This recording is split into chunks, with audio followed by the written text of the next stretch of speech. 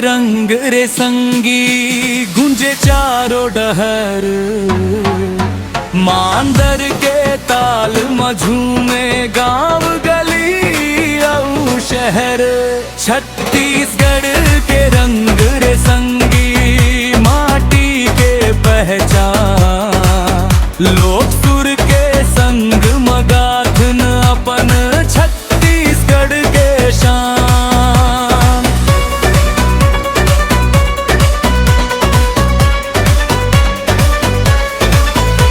बस्तर के जंगल से हवा डोंगरी और पापेरी के पानी। महुआ तेंदू के खुशबू संगी मोर धरती हवाई सयानी। धान के खेत लहर लहर डोले सूरज चमके बिहान। मांदर बाजे सुबह नाचे गूंजे लोक पहचान। रायगढ़ पात्री दुर्ग बिलासपुर सबके अलग कहानी। एके माटी एके माया सबके धन निशानी। धीरे धीरे बहे पुरवैया लोक सुर लालाना। छत्तीसगढ़ के रंग निराला मनला मोहित कराने। छत्तीसगढ़ के रंग रे संगी गूंजे चारों डहर।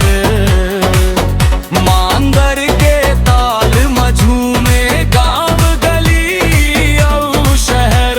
छत्तीसगढ़ के रंग रे संगी माटी के पहचान। लोक सुर के संग मगाथन अपन छत्तीसगढ़ के शान।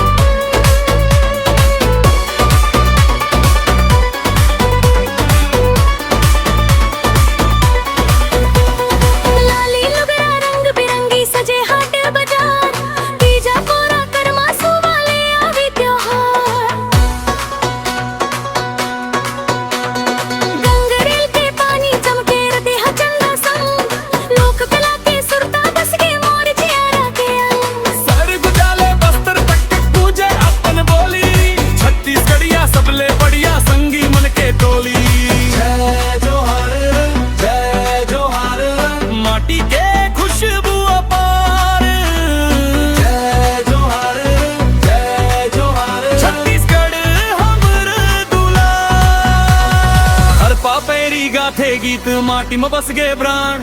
छत्तीसगढ़ के रग रग भीतर धड़के अपन समान। छत्तीसगढ़ के रंग